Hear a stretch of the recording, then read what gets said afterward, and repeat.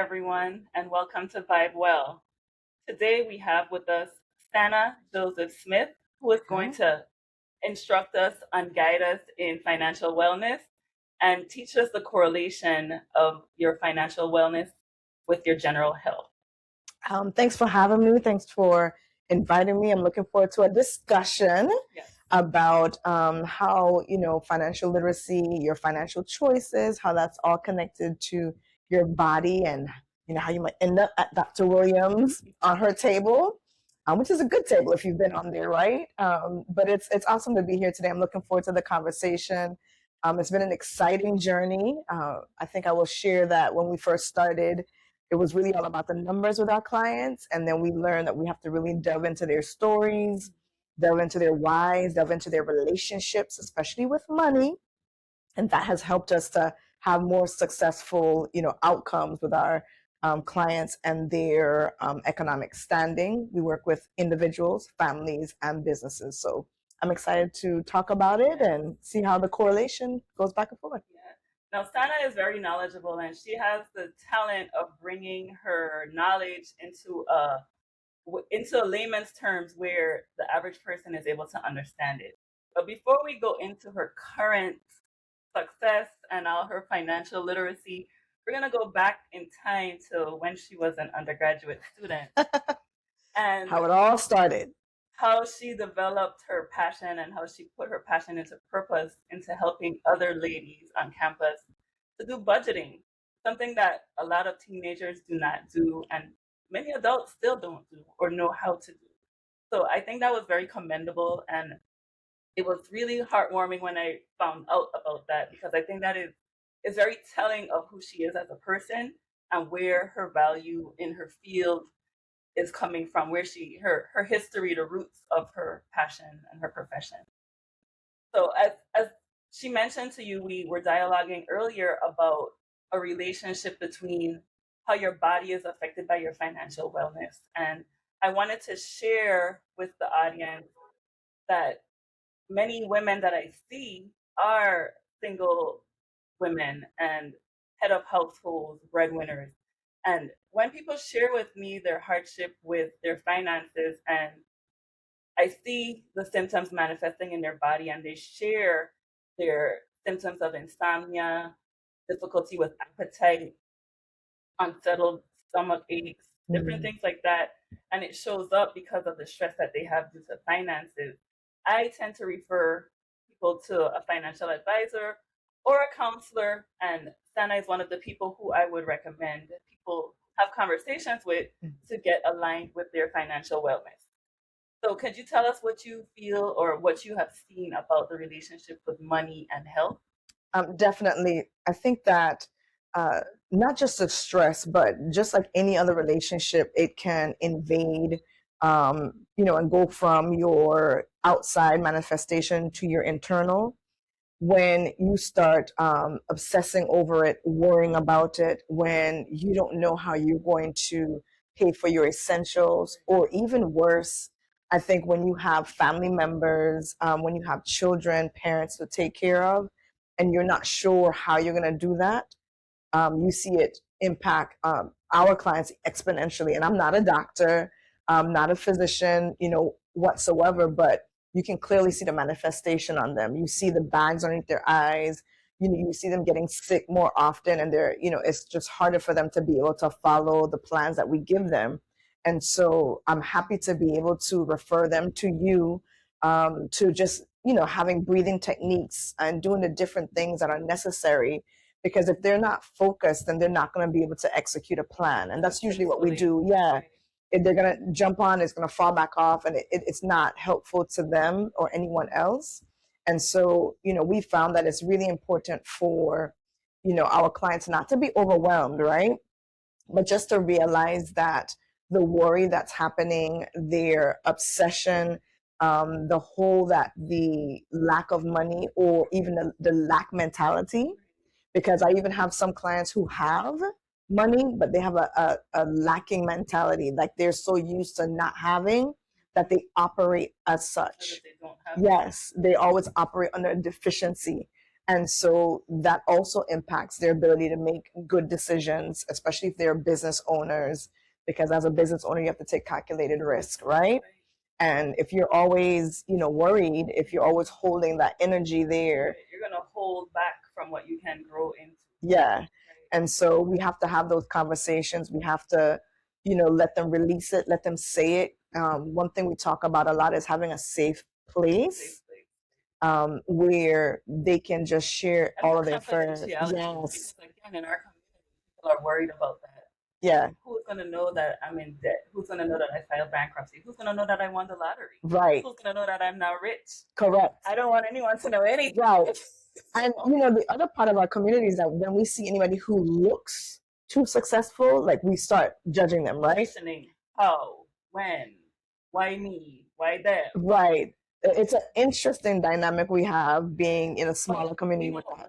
What I notice is, like you said, you see the physical changes manifesting in your clients.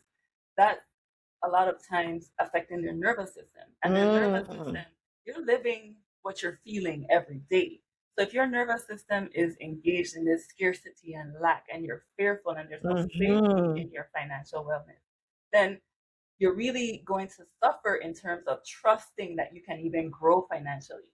And then that look or that wonder that you have for others who might not have that fear, but have a drive. There's a disparity there that individual may not understand, but being able to converse with someone like yourself who's going to break that down for them, then they can see where they too can come around to being successful in that way. I'm glad you mentioned that, because folks always laugh, because if they know me, I go through this whole confidentiality spiel with them, and they're like, but we know each other. I was like, everybody, we need to, again, establish the rules, establish the guidelines, the baseline for a safe place. And, if I were to share with the audience, one of the tips in creating that is to do that with your significant other, do that with your children, and make sure that you create an environment where we're safe to speak about money.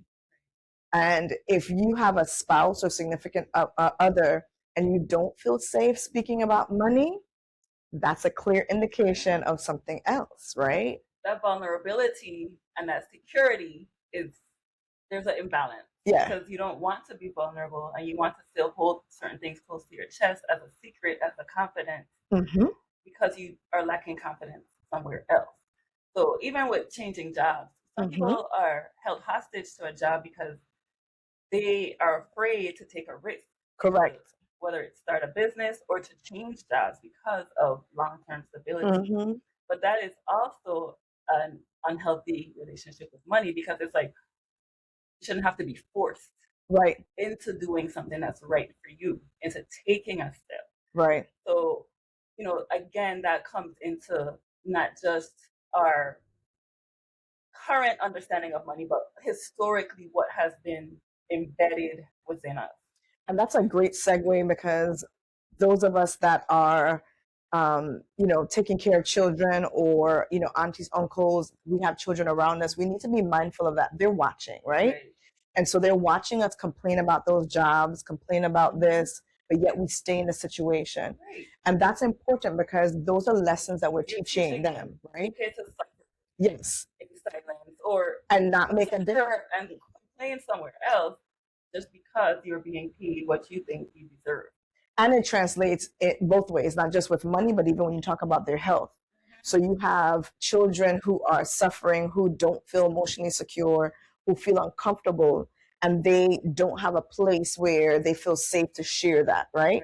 So we need to be very mindful that, not just our relationship with money, when we try to hold that back from them, then they start to use those same skills in other areas. And we want our children to be safe with us, right?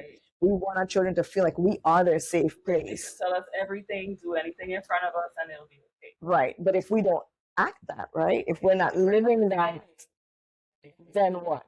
And especially for those single, parents, I know we were talking about mothers in particular, because majority of the single parents are mothers. I would encourage them to have the conversation with your children. And don't be ashamed. If after you do your budget, you have $5 left for that child, okay, tell them, I have $5. Yeah. How did we get here? Let them know that we'll be all right. But guess what? You got $5. So what you want with them? Are we going to get ice cream? You know, do you want a lollipop? Like, what can we do with the $5? And you'll be amazed. And I think that's where the creativity, that's where you start to share and show children that you may be in a tough position right now, but you are fighting to get out of it. You are addressing the situation and not hiding it. You're not holding it onto your chest and creating not just poor financial decisions, but also creating poor health. Right, and a future that is going to deliver us to disability. That brings us to, now that you spoke about children, how do you see, or do you see love being a proxy to love? Oh, Money being a proxy to love? look, okay, there I have seen like the spectrum. There are some clients where, you know, like literally like money is their biggest relationship, right? It's often in men, but also in women, it shows up in different ways, right? And where money is the central thing. So their decisions, their goals, their ambitions, who they want to be around, like all of that centered around Right. money. And I think that it's a facade because, you know, money is just a circulation of currency, right? It's just a circulation of exchange of goods, it's exchange of, you know, skills, right? And we have just It's coined it. Yeah, it's just a trade. And so what happens when that's not there anymore? What happens when it's just you and I having a chat? You know, then what is the attachment? What is our energetic currency? Yes. And that's a whole other currency, right? We could talk about that all day. That's probably another show, right? Probably will be. Yes, I love that. I really love that because the, you know, energy, I really believe in that currency. And even going back to the impact of your perspective with that on money.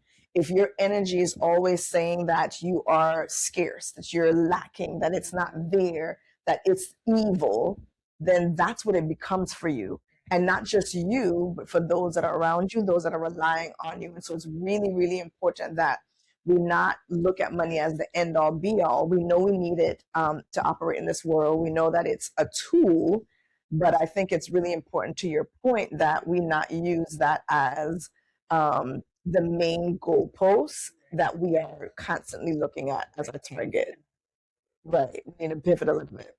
So we've spoken about some very unhealthy behaviors, and now we would like to curtail that, and let's address some of the ways that we can identify the things that people can work on their own. Yes. And then get them prepared for when they're going to actually have a meeting with you. How would people get their legwork in order? Whatever their paperwork, their ledger, what do they need, or do they need anything? I was just about to say no.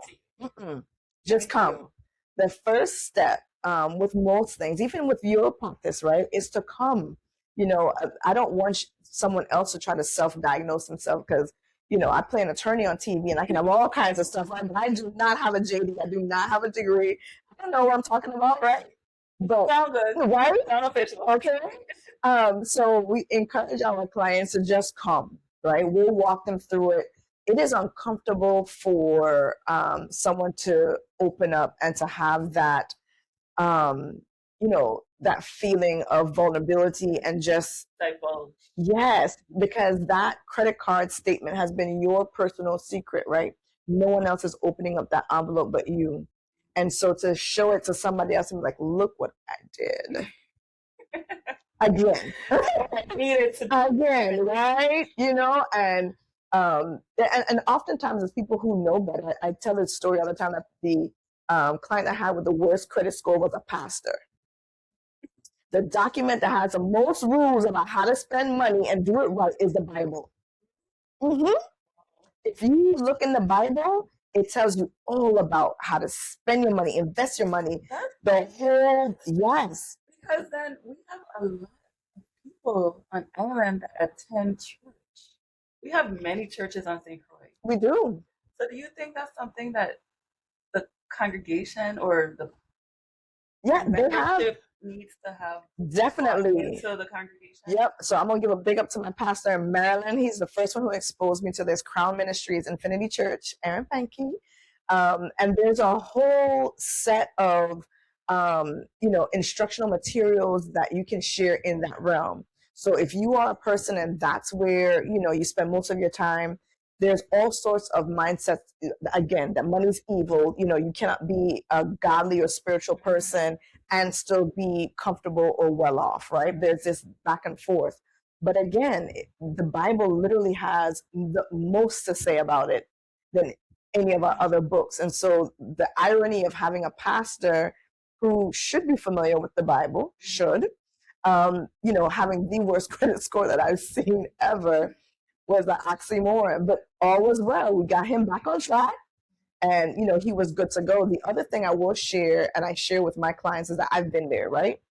I've, found myself in situations where my credit's not great. There are outside challenges that impacted my ability to be able to be my best self. And so, in order for me to get back on track, I had to use some of my same skills. And that's what you were asking.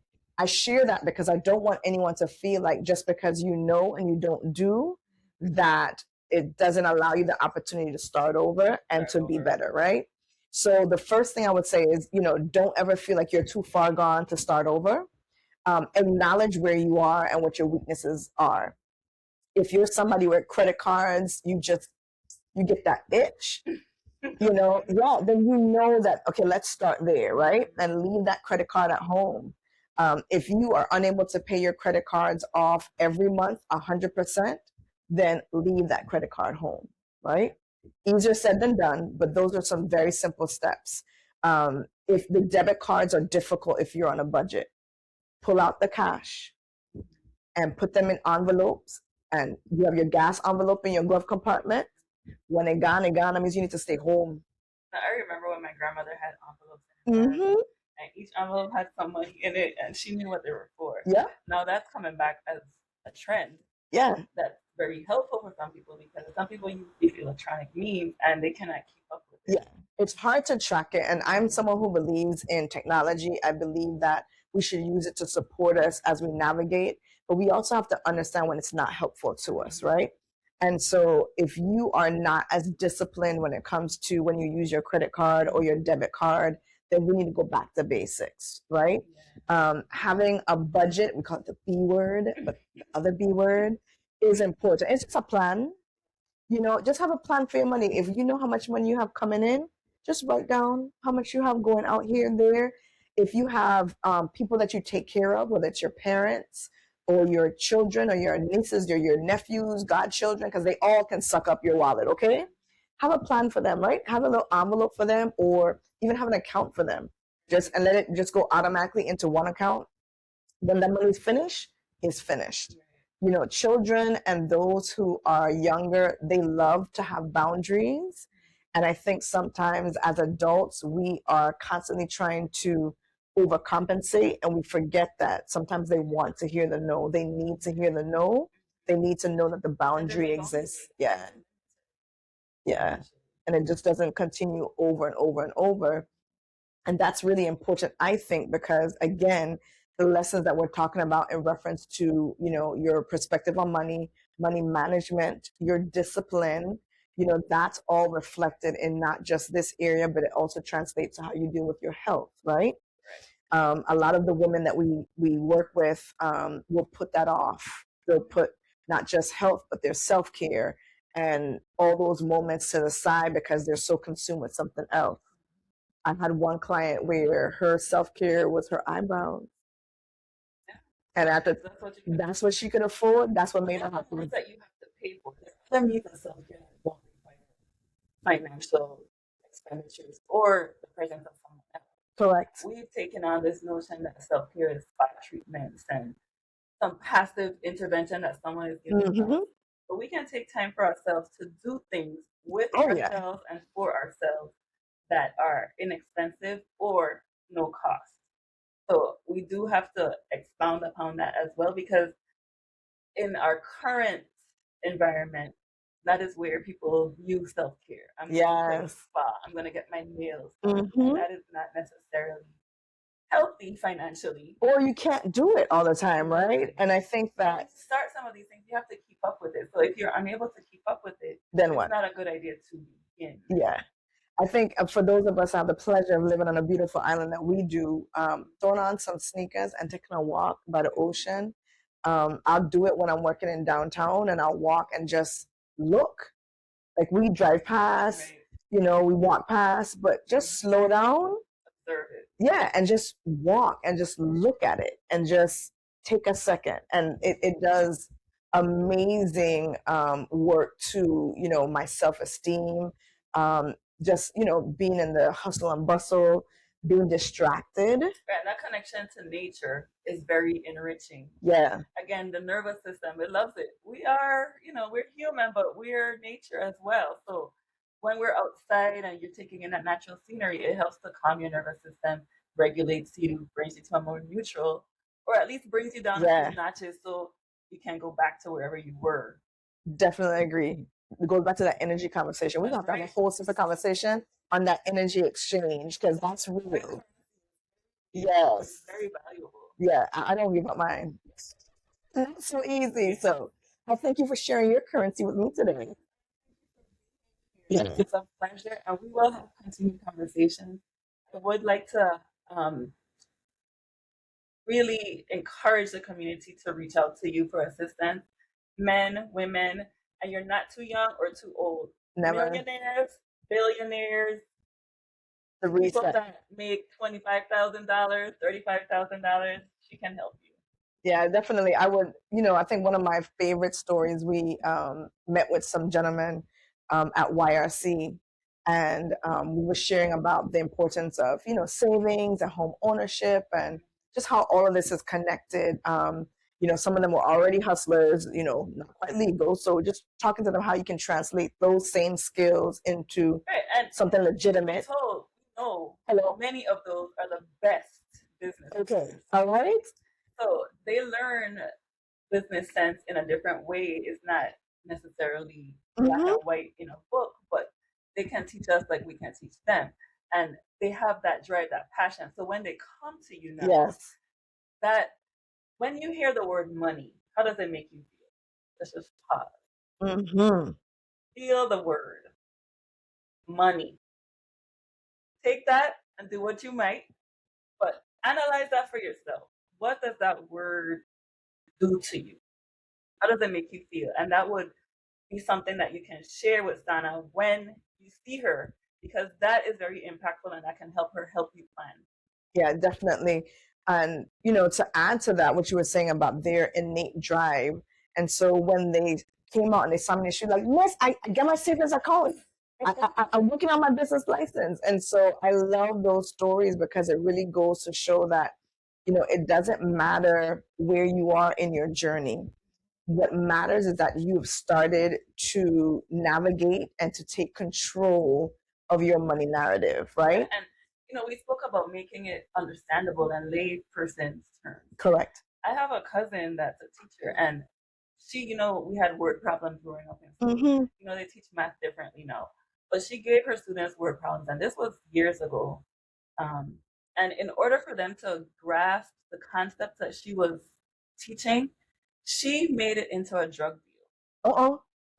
She did the word problem as a drug deal and however terminology. All of a sudden. But it was relatable. It was something that they could understand because of the community that they were in and the lifestyle that they led. Yeah. So, like that, you're able to apply it to definitely the middle class, the underserved, the underprivileged, and then help them to navigate their actual finances. Correct. To create something. And sometimes what people need is a bigger vision. Yeah. But we're going to get into that another day. I want to thank you again for being here. Thank you so much. Really extend to reach out to Sana.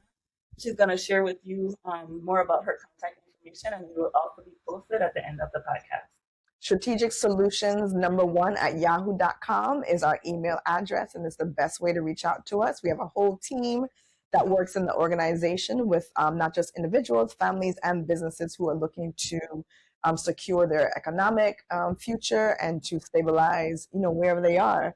And I really would like to emphasize that it doesn't matter where you are, but where you want to be. And we just want to make sure we start that journey. So It's been a pleasure and looking forward. And she is able to help you even if you're not local. Yes. Remember that. Yes, yes. We're going to use technology. Thank you for being here, and we will see you again on our next episode of Vibe Well. Until then, take care.